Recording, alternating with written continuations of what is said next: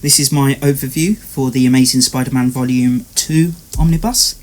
I have the direct market cover because I like having the original art on the boards rather than recoloured stuff. There's Volume 1, which is the standard cover. Now this printing was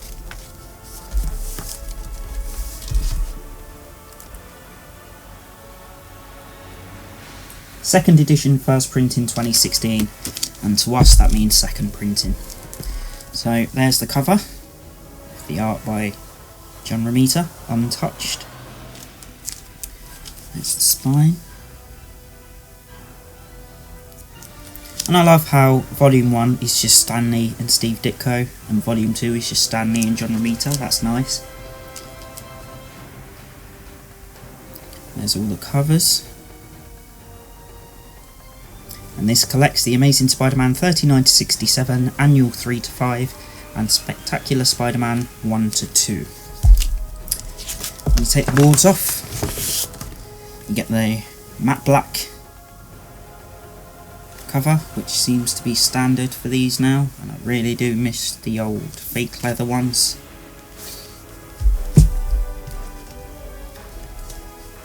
If you have a Marvel hardcover from like the 2000s, you know what I'm talking about. Like tortoiseshell fake leather. It was so much better than this matte black.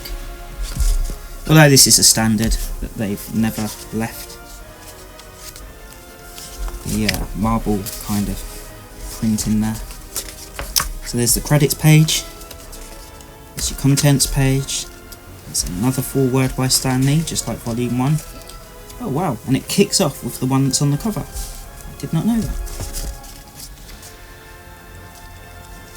That may sound obvious, because Volume 1 started with that, and Volume 2 starts with this.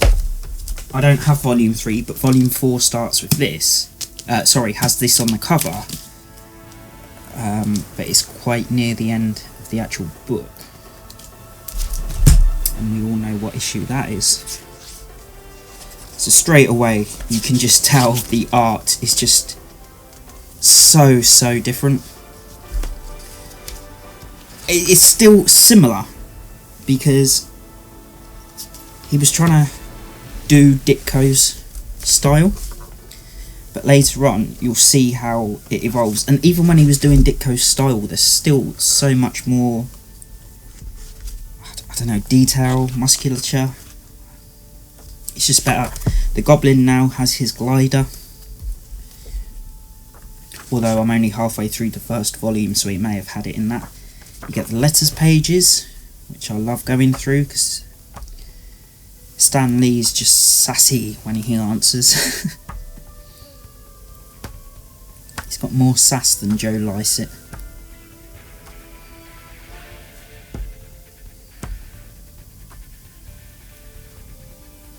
And this is where he started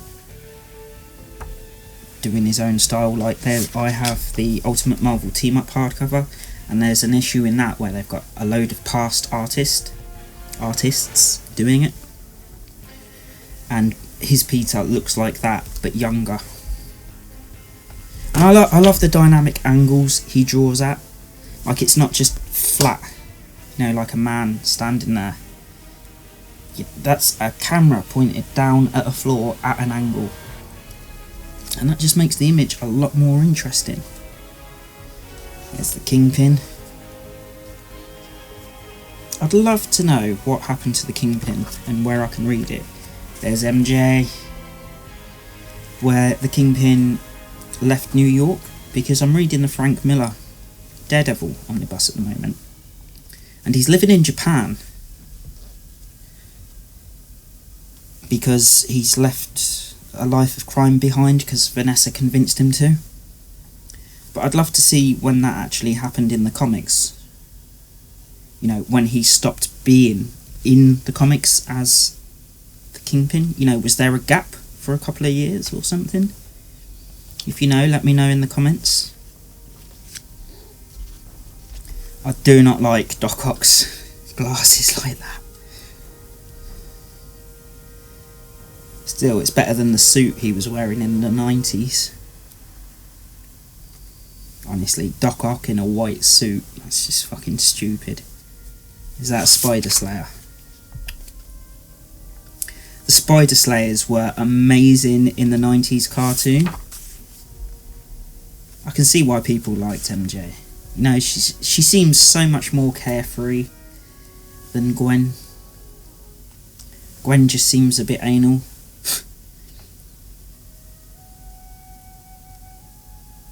Turns out she was loose as anything since she fucked Norman Osborn and had his kids. If you're a kid, turn off now. There's language.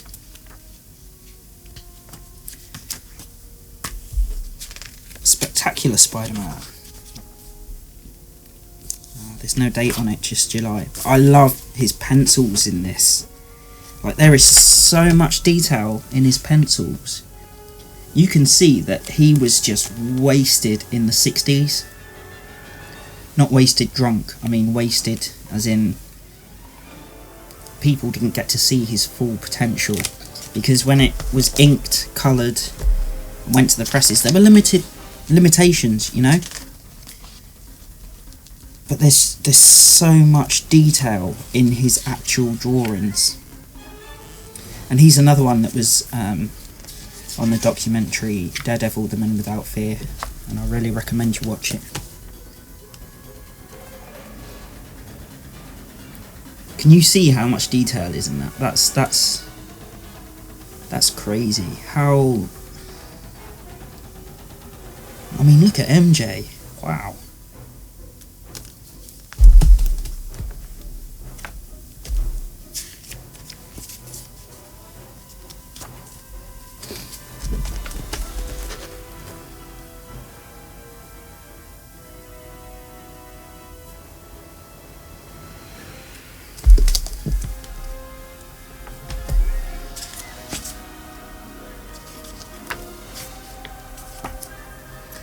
I think one of the reasons MJ was more popular is because when Gwen was introduced, she was a bit of a bitch to Peter.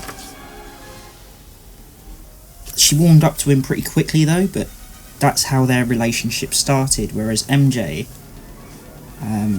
what's this one? Amazing Spider-Man 63.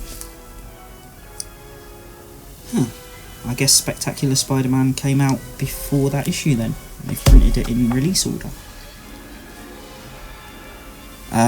Yeah, MJ, she was teased through all of Volume 1 as this blind date that Aunt May was trying to set him up with. And he kept ducking out of it. And eventually he went out with her in Volume 2, which is where the Face It Tiger, you just hit the jackpot thing comes in.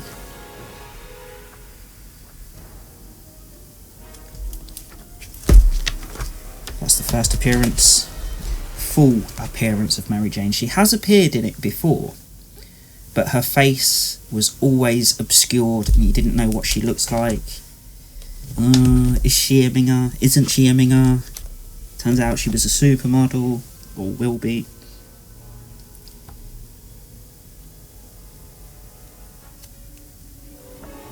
I do prefer this. Again, you can see here there's just so much more depth to Romita's drawing than there is to Ditko's. And I'm not knocking Ditko, he's an incredible artist. But for me, this style is better. You know, it's art, it's subjective.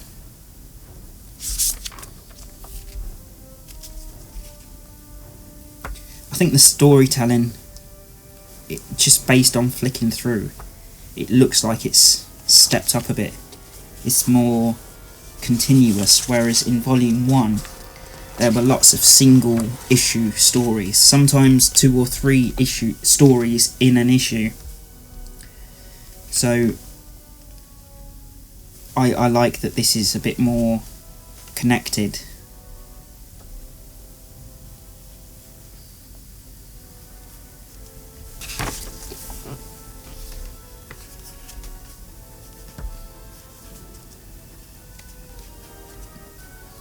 And you get pencils, layouts. Jameson.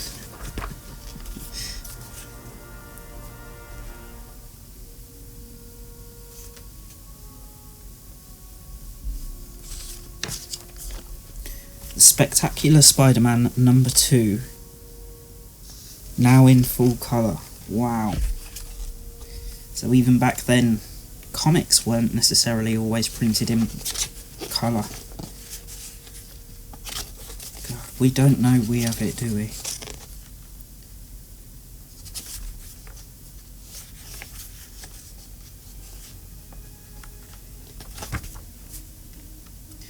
This is the Humberto Ramos. This is the standard cover, and a lot of people hate it. I'm not keen on Ramos, but I did warm up to him during the Superior Spider-Man stuff.